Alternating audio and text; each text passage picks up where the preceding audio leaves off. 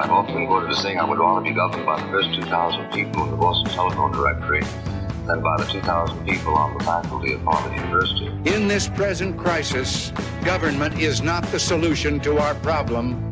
Government is the problem. They share our beliefs, our convictions, our hopes, and our dreams. These are the conservatives of the heart. They are our people. Join the best in the movement. It's Conservative Conversations with ISI, educating for liberty since 1953. Welcome back. You're listening to Conservative Conversations with Marlo and Nate. Today, James Poulos, the author of Human Forever, his recently published book, is joining us to discuss his book, Tech, the Human Soul, and How to Save It from the Digital Apocalypse. Welcome, James. Marlo, Nate, good to be with you. Now, before I continue, just wanted to clarify, is your book published, or is it are you preparing to publish it? Is it out yet? As of this very moment that we are speaking, the NFTs of the book, 100 of them have sold out in 24 hours and 50 minutes, which is a nice round number. And when the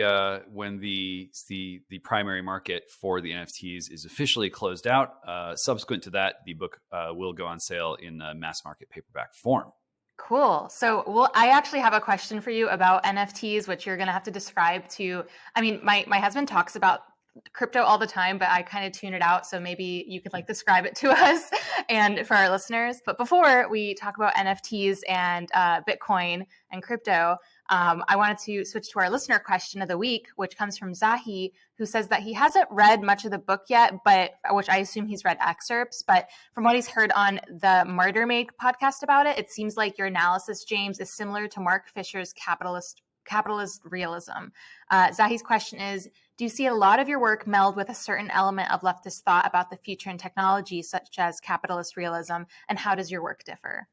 Well, I think it's interesting that within my lifetime, anyway, it was once on the left where you could get the real edgy takes about how, a global complex of corporations was sort of bad for America, and how the military industrial complex and the intelligence community did not always have our best interests at heart and were undermining, if not actively replacing, our form of government and our way of life. Ted Kaczynski was viewed as sort of this crazy leftist, and to be sure, he was crazy. But these categories are more fluid than people are sometimes led to believe. And I'm sorry to say, we're in the midst of a digital civil war of sorts, and those in charge have been quite active in trying to neutralize all criticism of the regime from the left. They've managed to really stamp out everyone except for Glenn Greenwald and a couple other people. But the Bernie Sanders movement is totally dead. They've been completely co-opted. And what that means is, kind of all of that I call it the cyborg vivarium, this effort to create a fusion between human consciousness and technology, and to onboard everyone into this kind of woke social credit system. All the criticism of that, and the way that it's implicated in the regime and its various tentacles, that comes out of the right. And so, I think my paper trail is pretty clear that I've been comfortably positioned on the right low these many years. But it's true that, there are some folks who consider themselves still to be, relatively speaking, on the left, who have, serious concerns about the way that our form of government and way of life are being technologized out from under us by the people in charge. This is a human concern, preserving a recognizably human way of life, and using, grabbing hold of technological tools to force them to do that for us, to help defend us and keep us human. That's something that anyone can and should be concerned with right now. So the political valences are interesting. The sands are shifting, but it's been a long time for me on the right, and I don't see that changing anytime soon.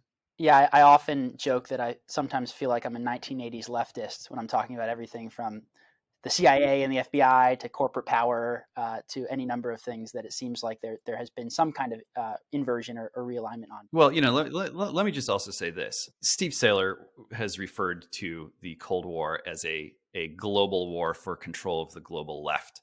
And I think there's, if you just look at the historical record, what you see is that World War II ends, and the U.S. really just betrays its imperialist allies after World War II.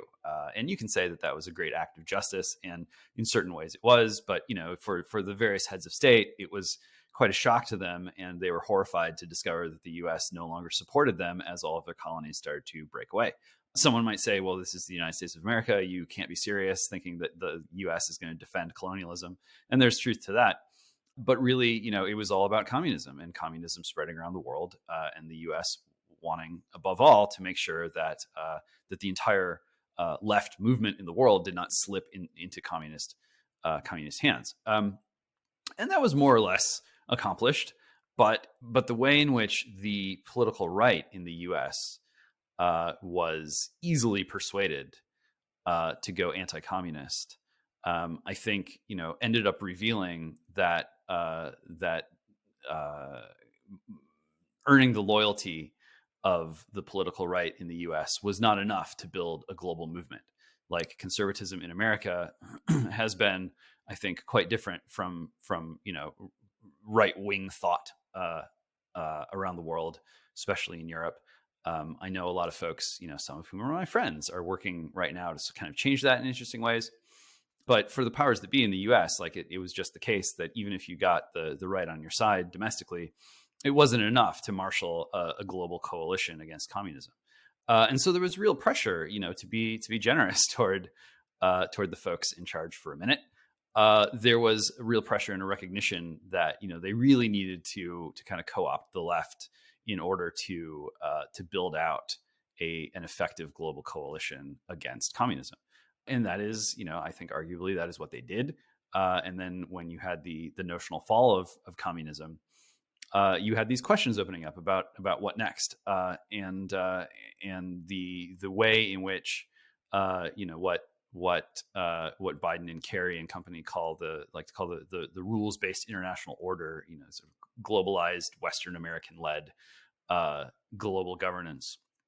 The way that came together, its foundation was firmly in a leftist key, and what we're dealing with is a regime that's now very hyper concentrated and very focused on recapturing control of machines that they thought would do its bidding. You go back to 2016, they thought that social media was their friend and they had it in the bag. And in fact, no, digital, they didn't understand what they had created, did something very different. And so now they're trying to impose this very centralized, very corporatist, very compliance driven regime on top of a popularist left foundation. That's a recipe for conflict, and conflict is exactly what we're getting. I'm looking forward to getting into the specifics of American power on the international stage in the digital era. But I think just really briefly as an aside for our listeners, if you'd like to submit a question for the next episode, just leave a review of the show wherever you're listening and leave a question in your review or DM us on social media. And you can find us on all platforms as @ISI, or you can DM any of the podcast hosts individually.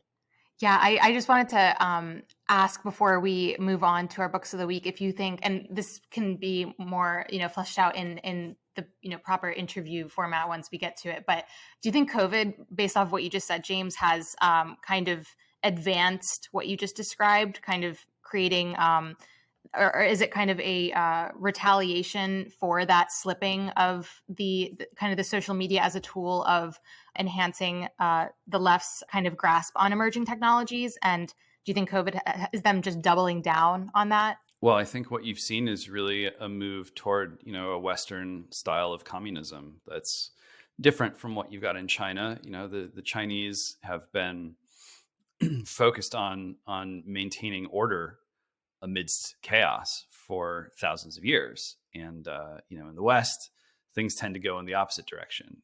Out of chaos springs order is how we like to think about it much of the time.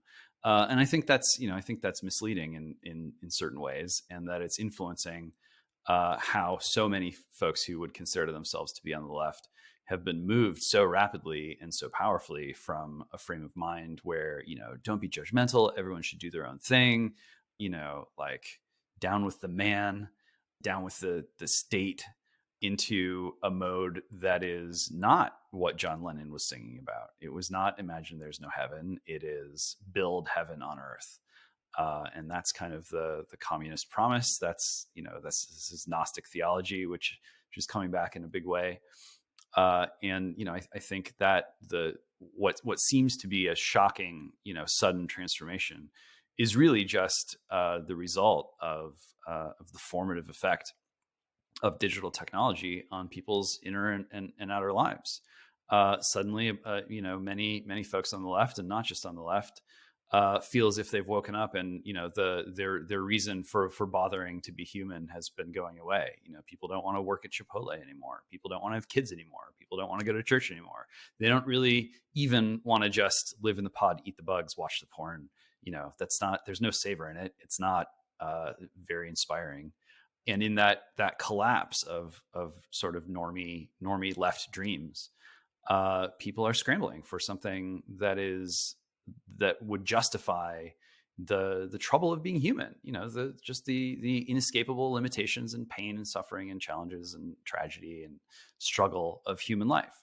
And they're beginning to resent having to do that. They look at these digital entities that are flying around invisibly in infinite numbers, and they feel envious. Why can't we be like that? Why do we have to be trapped in these meat bags? Surely there's something better. Surely I don't have to just sit here and suffer. Surely I don't have to just live and die. It's a real bitterness, and that bitterness is unfortunately fuel for a regime that clearly wants to move away from a representative form of government, that clearly wants to bring an end to the American way of life as we knew it, and onboard people into an official metaverse where they give up on being human, and they really merge with their technology and shift the locus of their consciousness onto their avatar or avatars, and just fly around in a playground that's bigger than the universe, in a map that's bigger than the territory. That's the promise. And did Karl Marx foresee this? No, not really. He was very, very naively, and Friedrich Engels even more so, being sort of the Protestant son of wealthy sort of bourgeois industrialists who were supporting him at home to sit around and write fan fiction about the end of history on Earth. But they were still quite naive. You're like, oh, you'll be a fisherman in the morning and sort of a critic in the afternoon, and very bucolic. They did not anticipate that the internet would come along and offer a degree of escape from our humanity that is not just different, but different in kind. So before we talk more about that black pill that you just talked about briefly, what books are you reading this week? I realize you're probably busy, promoting your book, and but I mean, even if it's books that you've recently read or that inspired Human Forever, what are you reading? This is a great question. It's a great way of putting someone on the spot. And so as I stare into camera here, I'm gonna rack my brains. What am I reading? Oh, okay. So, I've read not all of John le Carré's works of great spy novels, but most of them. And le Carré, of special interest to me, since he was a guy, I think it was like 2011 or so, when he wrote a novel called Our Kind of Traitor, I believe, about a Russian oligarch who attempted to turn himself in to British intelligence in exchange, of course, for the protection of his wealth, the protection of his family, and the protection of his life. And in the book, he tries to, he sort of reaches out to this couple who he plays tennis with in Anguilla or whatever, somewhere in the Caribbean. And it's, very suspenseful and dramatic and everything. But the interesting thing about this book is during the promotional campaign, le Carré basically openly said, I mean, he could only go so far with insinuation, but I think it was pretty clear that the UK was bailed out during the financial crisis through laundering Russian mafia cash, because when the Federal Reserve wasn't going to bail out the Royal Bank of Scotland, and there's some kind of government emergency fund, but where'd the money come from? Where do you find billions upon billions of liquid capital if you're London and your financial system is 2 days away from complete collapse? There are only so many places to go looking. And so who was the actual person in British intelligence running the Russia desk during the financial crisis? Who would have known about where all the bodies are buried that Le Carré was alluding to? And that was a man named Christopher Steele. And so for those who are playing along at home in the Russiagate sweepstakes, looking at Steele and saying like, oh, this is just a retired former spy. And no, he was not. These guys at that level never retire. Orbis Business Intelligence is not just some like way that he wanted to, make a few extra bucks after he retired from MI6. I mean, we got to be honest about what's going on and just exactly what is entailed in this digital civil war that's not just playing out in the U.S. but across the West.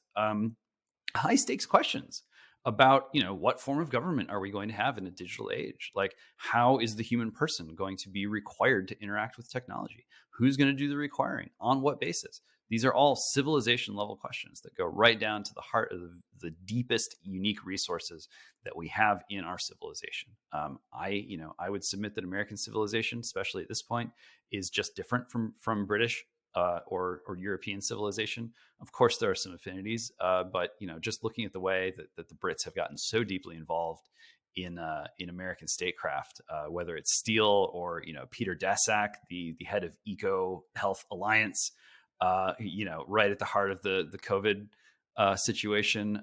There's another guy. I mean, it's the tunnels go very deep, and if you follow the trails, you will discover Martin Nowak, another guy, Jeffrey Epstein's favorite scientist, big Oxford guy who was recruited to come to the U.S. by who we don't really know. Epstein, waved around, I think $9 million, got him up to Harvard.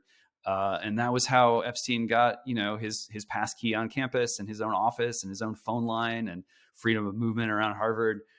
These things are all connected, and you don't have to be a sort of crazy man in the basement drawing, yarn maps on your corkboard in order to recognize that these things are a very real part of why America's political fortunes right now seem to be so crazy and diverting so strongly away from what so many Americans want. So what I'm reading right now is Le Carré's book on big pharma, his book where pharma is the enemy. That's The Constant Gardener. I'm only about 3 or 4 chapters in, but the guy got around, and he had many connections and spent time in lots of different places and saw things that he couldn't write about directly. And so he wrote about them indirectly. And I think, if Americans are trying to get a grip on which foreign governments are really asserting themselves in terms of influencing the course of our government and its priorities, Le Carré is a pretty good place to start. Cool. What about you, Nate? I'm actually just reading, I'm still reading the book I read like last week and 2 weeks ago because I've been busy traveling. So Nate, are you reading anything interesting now? I actually am. It's relevant since James was a contributor, but it's a blast from the past. I think it came out in 2009, right after the big Obama blue wave, but it's called Proud to be Right. Voices of the, James is shaking his head for the listeners. It's a hilarious blast from the past because it's an essay compilation all about the next generation of conservatives in 2009. So they're all old fogies now, present company excluded. But it's organized by Jonah Goldberg, and it has essays from James, like Matt Peterson, Michael Brendan Doherty, Michael Warren Davis, I think was in. I mean, it's a very weird, wild sort of ideological cast of people. Helen's in there. Helen Andrews. Is Helen Andrews? Yeah. That's what Wow. yeah.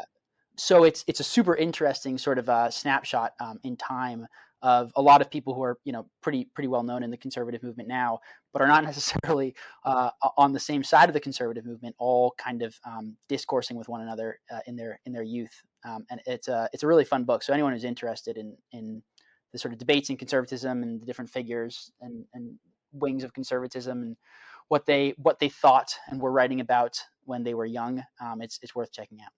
I couldn't. Sorry. I mean, yeah, I couldn't help but laugh insofar as, a big part of that essay or chapter or whatever you want to call it was, me just sort of laying out how if you really wanted to understand the experience of young, especially young guys on the right at the time, like you need to understand what Fight Club was trying to say.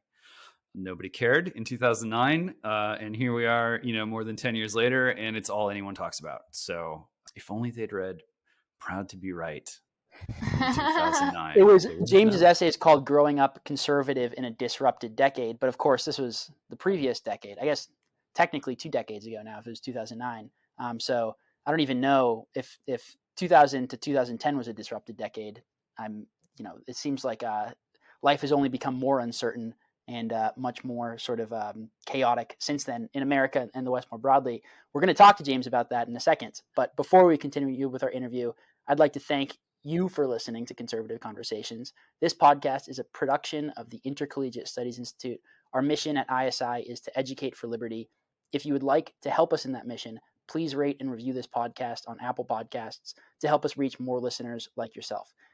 So James, we've already, gotten into it a fair amount, but just to back up for a second, tell us about your book. Tell us about Human Forever. What inspired you to write the book on tech, and why, I think in particular, are you taking a spiritual or metaphysical angle on the question? Sure. So Human Forever, The Digital Politics of Spiritual War. That's the book. It's under 300 pages, so it is not too demanding on the reader. I wanted to do that. I wanted to do something timely, something that wasn't going to be stale by the time it finally got out the door. Here we are in current year 2021. Major publishers are panicking because they're facing 6 to 7 month paper shortage problems due to supply chain stuff. I went a different path. I did my Tocqueville book in 2017, the old-fashioned way, through one of the big 5 publishers, and looked great. It showed up in every Barnes and Noble in America, I guess. Seemed like a success. Did the rounds, interview in the Washington Post, blah blah blah, and felt good. Sugar rush. Came home. Hadn't worked in a couple months. All the food in the fridge was rotten. And I felt utterly spent. I felt like I'd shot my shot and, sort of woke up the next morning and sat down in front of the laptop and, had to just continue to be a one-man ideas festival. It was dispiriting, and I felt as if I had been exhausted, and that if I had to just keep cranking out hot takes, then I might just step off of my balcony. I was living in downtown LA at the time before it got really crazy. And so, obviously with Trump coming into office and all the chaos surrounding that, pretty quickly I figured out that as a political theorist by trade, a doctor of government at Georgetown, they don't do political science, it's government. If I didn't have anything to say about the role that digital technology was playing in moving people away from where I argued they should go in the Tocqueville book, which is, America is kind of inherently crazy, but we have the resources that we need to sort of pursue friendship and freedom together. People are like, no, we don't want to be friends. We don't want to be free. We want to be more insane. And I needed to be able to address that. And if there wasn't a way for me to do that, then I figured that, academic political theory deserved to die and sink into obsolescence in the way that so many of these academic disciplines do. And that was before wokeness took over the academy. So, it just took a couple of years, beginner's mindset, going back to square one, not setting my political theory knowledge on fire, but tilling some fresh soil with Marshall McLuhan and, Neil Postman and others. And just kind of, learned from square one, what digital technology really is, what a medium is, what communications theory is, how it works, and how it interfaced with the fundamental questions about human nature, about human destiny, and about political order. That took a while to do. And at first people were like, I don't understand what you're saying. But I had to learn on the job. I had to learn on the fly, and by this year, I felt like the crazy things that I was saying kept coming true, and so maybe I was onto something, and just felt the urgency to write something and do it differently and do it in a way that really underscored what was in the box, kind of modeled what was in the box of the book. And so I linked up with a friend of mine who created an on-chain Bitcoin denominated website for self-publishing, buying and selling books and NFTs. It's called Canonic. It's at canonic.xyz. And it became clear to me that this was the way for this book. The medium was the message. I could write it in, I think I got most of it done in about 3 weeks. Got myself a little mini sabbatical from our great president, Ryan Williams at Claremont. Knocked it out.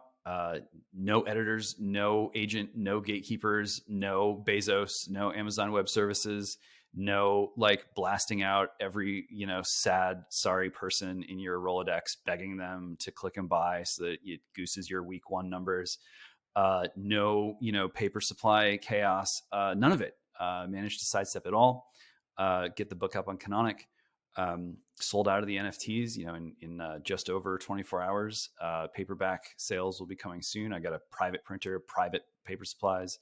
Things have really, really changed in a very short period of time from where we used to be. And I think it's tremendously empowering. And, it's really a privilege and an honor to be able to model to people that right now, we can grab hold of these technologies right now and put them to good use rather than passively sitting back and going, oh, it seems complicated. I don't understand the jargon. You don't need to know how to code to know how to take hold of technologies like Bitcoin and create culture that's memorable, that's valuable, that increases, wealth and worth for those in your community, and really build a new financial asset, new institutions on top of the blockchain, rather than, sitting around worrying about how to, wrench back these sort of old crumbling institutions from people who hate you. I think it's really powerful, and it's fun too. It's been a really good experience. And it was a perfect way for me to get my message across, which was, I have a son who's 12 years old. He's going to be coming of age very soon.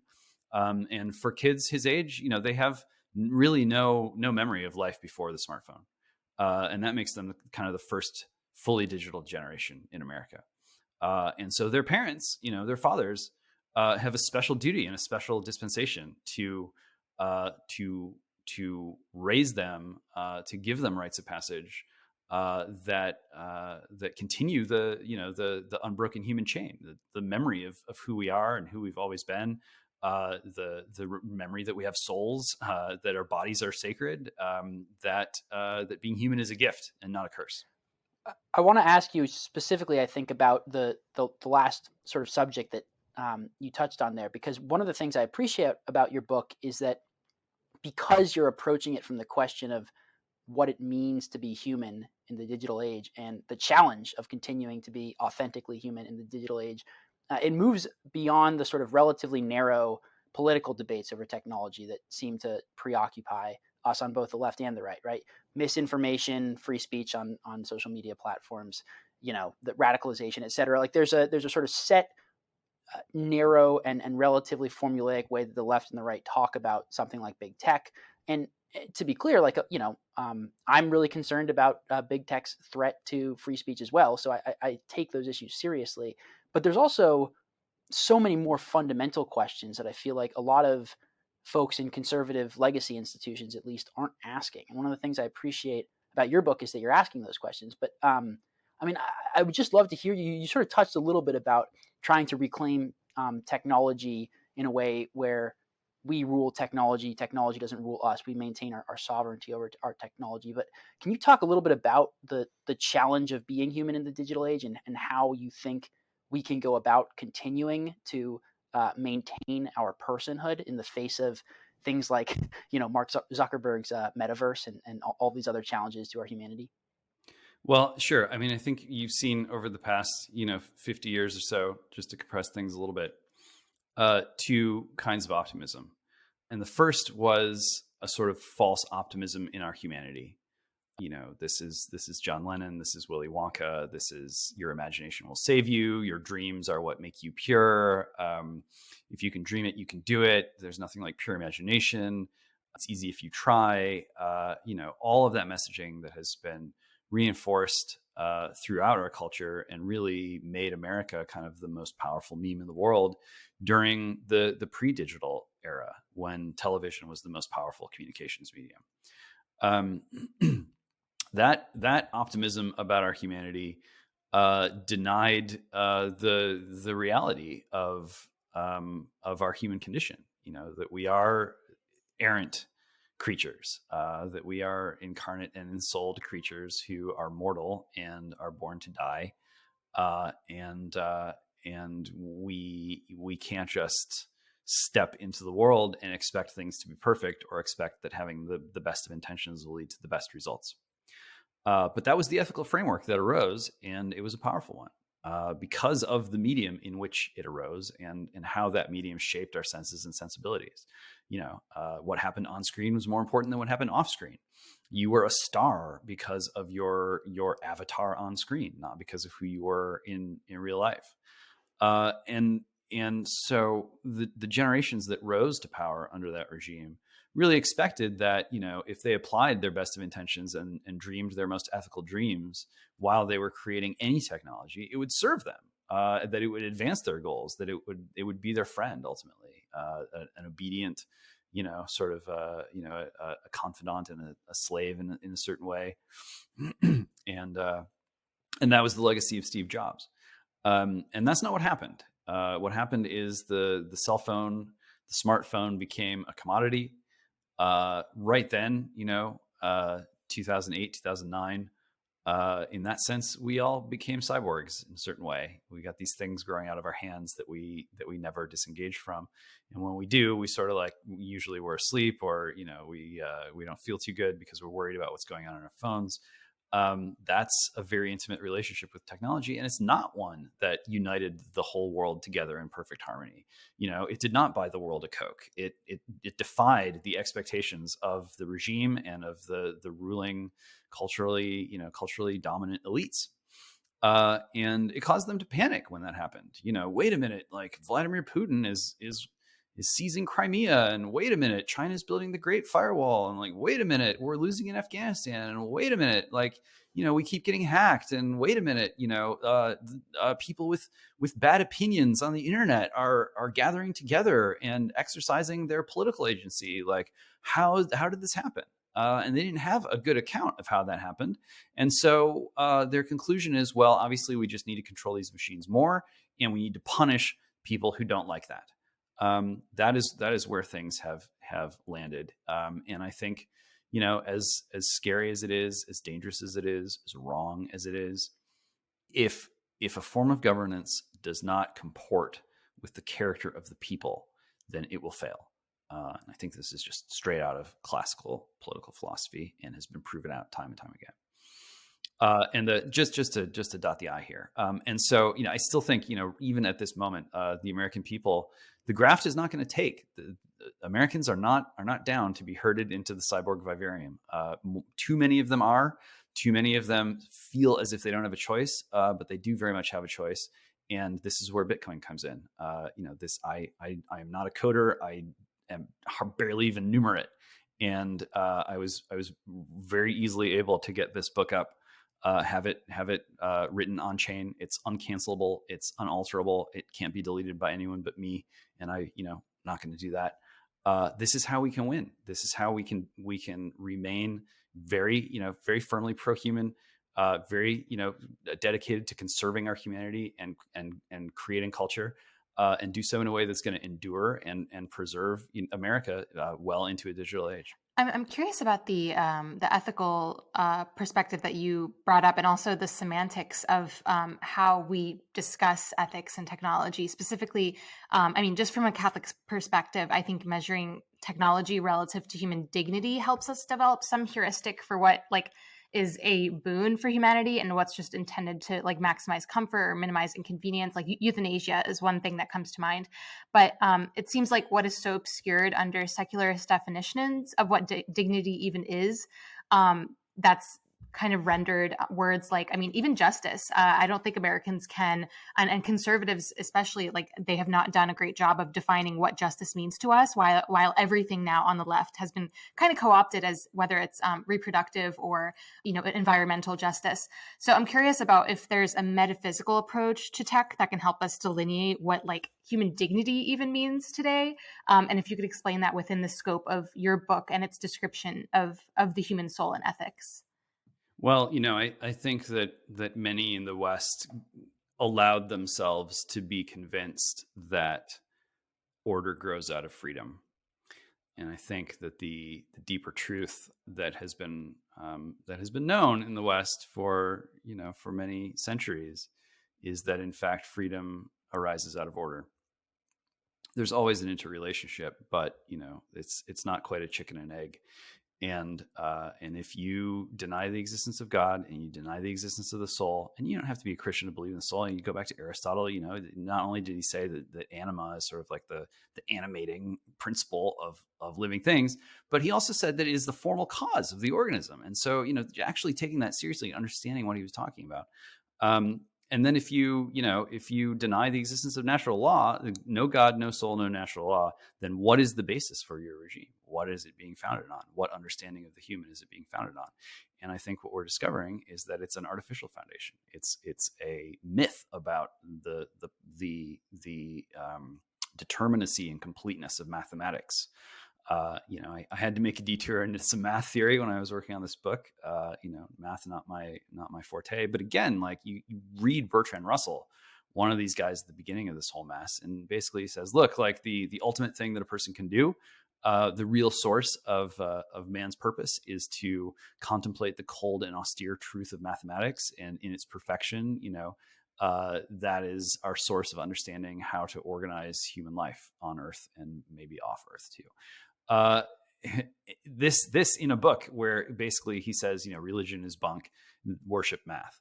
Well, that's religion too. And I think, so much of technological advancement today is captive to people who really think that they can program machines in such a deterministic way that we can offload our responsibility for being human and for doing human things, our responsibility for creating culture and governance onto digital entities.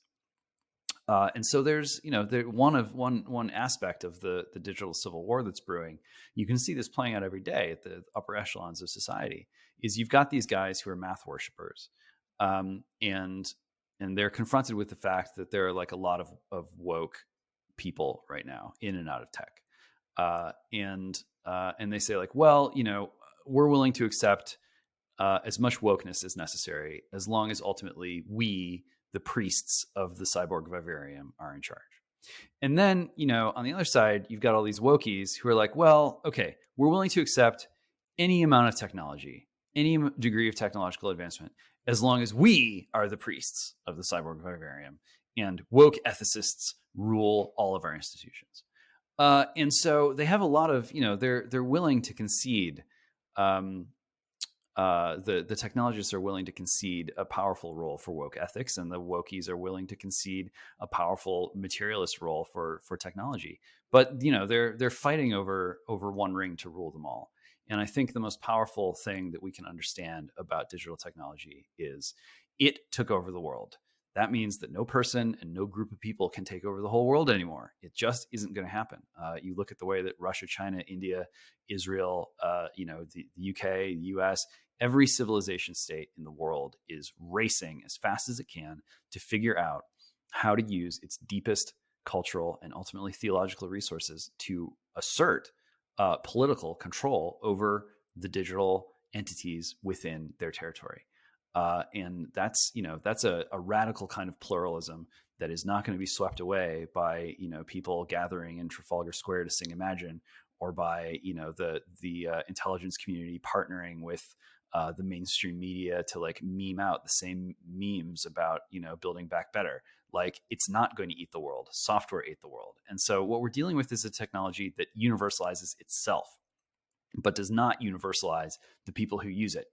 And that was the big mistake that, during 2016, when the New York Times had the needle that went from, a zillion % guaranteed Hillary Clinton president to like negative infinity, that was the mistake that they made. They thought that the technology that was universalized itself was going to universalize their form of rule, and that's not what happened. And people need to recognize that, and recognize that like every different one of these ancient cultures, every different one of these civilization states is going to have a distinct and different judgment about how to answer those ultimate theological questions. We're going to be stuck with those differences. Technology is not going to wipe them away. Wokeness isn't going to wipe them away. And in the U.S., some certain kind of pluralism has always been present in American life. We just have different folkways, and that's always been the case. Yeah, there's been a lot of uniformity, but it's not that simple. And so one size does not fit all for us, and that's going to be true no matter how much technology we have. So people in the U.S. who think like, well, ultimately it's either going to be the techies take over or the wokies take over, and that's going to be American now. I think that's just actually a mistaken analysis.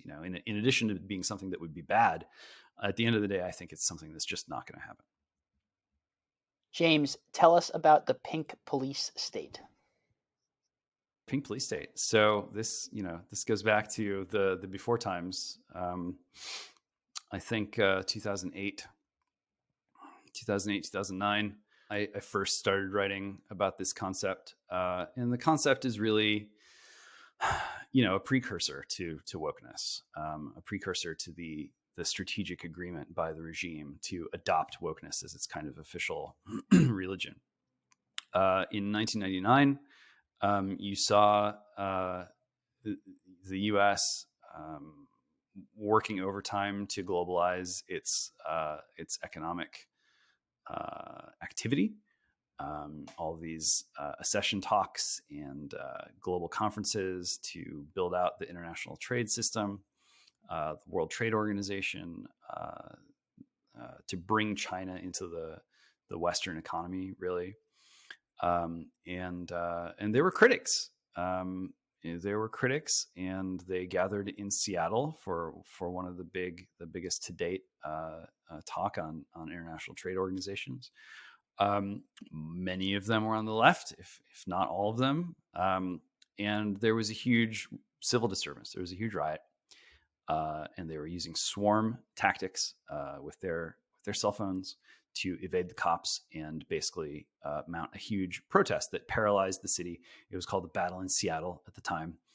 And this is what really scared the elites back in the day. They had defeated communism. They thought that wasn't a problem anymore. They were convinced that, you make China rich and you'll get rich in the process. But, eventually all those people will just turn into democracy loving liberals. And this was before 9/11, so they weren't really worried about fundamentalist Islamic jihadism. But even after 9/11, nobody really thought that radical Islam was going to take over the world. That it was a real rival to Americanism. But what you saw in the battle in Seattle was a real rival to the direction that globalized America was going in. And so, those in charge had to figure out, how do we choke this thing off? How do we prevent a homegrown movement with deep roots on the left from stopping global governance from coming into existence? And so they had limited choices, well, we're not gonna give up corporate power. We're not going to give up technological advancement. We're not going to give up America's military edge.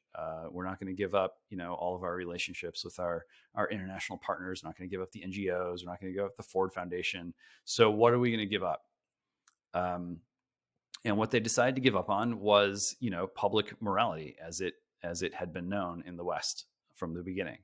So suddenly the regime starts doing things like saying like, well, perhaps it would be good if we doused the White House in the colors of the rainbow flag.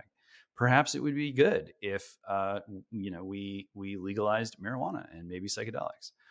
Perhaps we should message that really what America really means is doing whatever you want as long as it doesn't hurt the regime. So they managed to really turn on its head the classical maxim of libertarianism, which is do whatever you want as long as it doesn't hurt someone else. into a new kind of statism. Do whatever you want so long as it doesn't hurt the regime. And so you started to see like a official, not just toleration, but support and really promotion of, whatever manner of kind of sexual and cultural hedonistic license or deviance was percolating up to the top of the stack.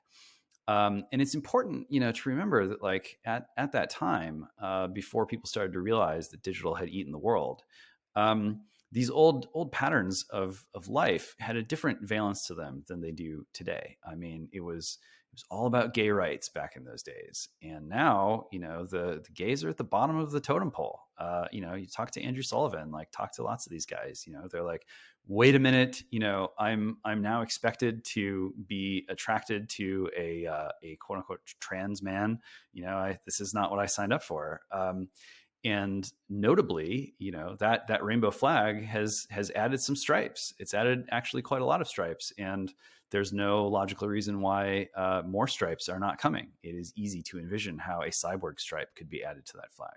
It is easy to envision how people who identify as post-human members of a swarm could be added to that flag. And it's easy to understand how, back in the before times, if someone wanted to have a sex change, it was sort of like, well, that's weird, but ultimately, like, I guess, I'm not going to throw you in jail or anything. But now, having those kinds of operations and identifying that kind of way has a whole new meaning, because it is really, it's not really a sex change. It's changing into a cyborg.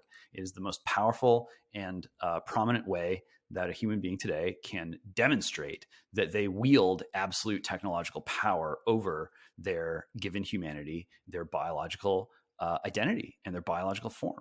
And that's why, that's why the trans community, quote unquote, has risen to the very top of the prestige stack, because it proves to the techies that technology is the most powerful force.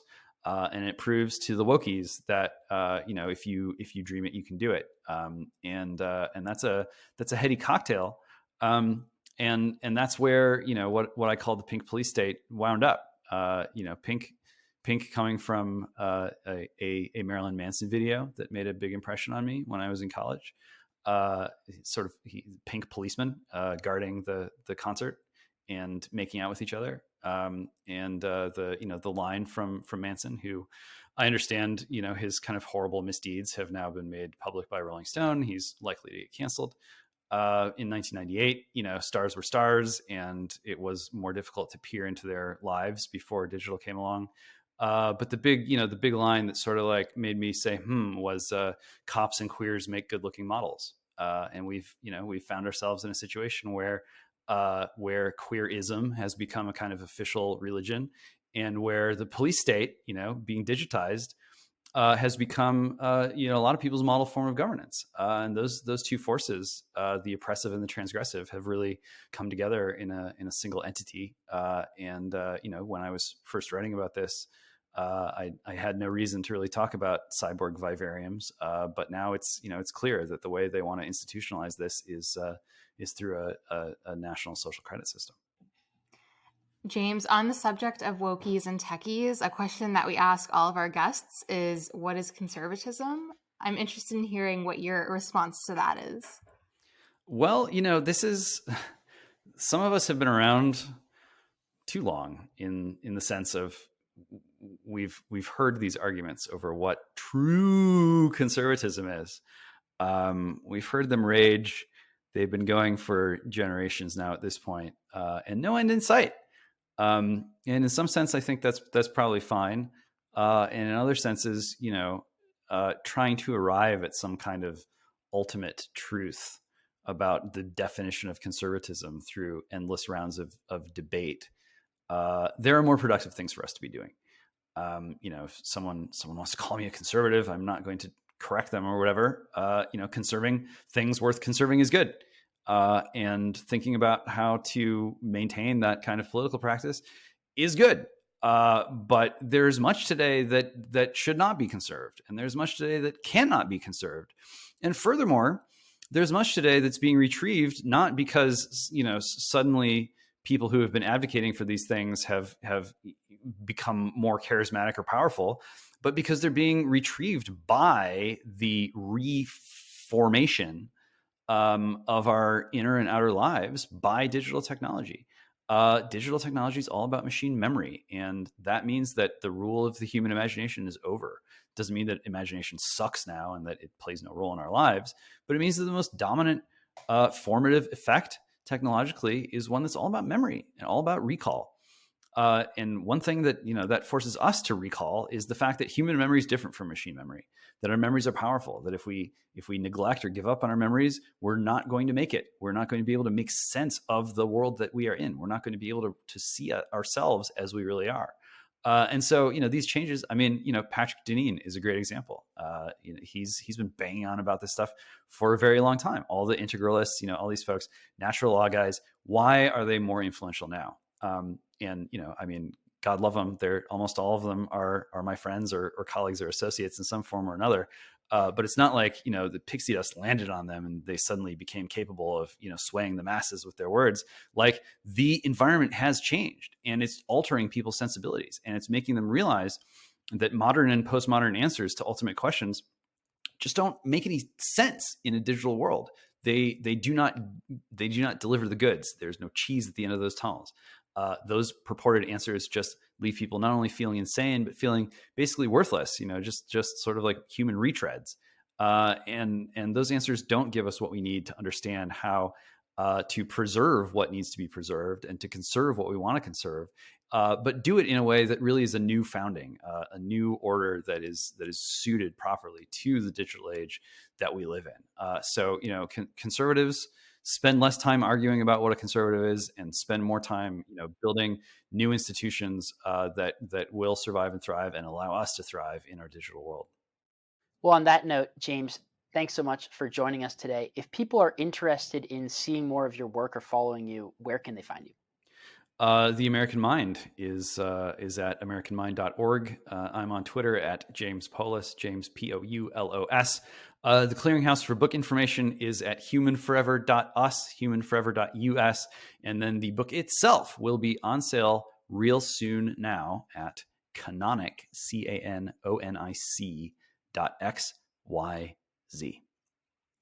Great. Thanks again for joining us, James. Absolute pleasure. Thanks for having me on. Thank you for listening to Conservative Conversations with ISI. If you have enjoyed this podcast, please feel free to head over to isi.org/resources to see all that we offer our members, including the Intercollegiate Review, select modern age articles, ISI books, and of course, this podcast. Thanks again for listening. Don't forget to rate and review, and we will see you next time on Conservative Conversations with ISI.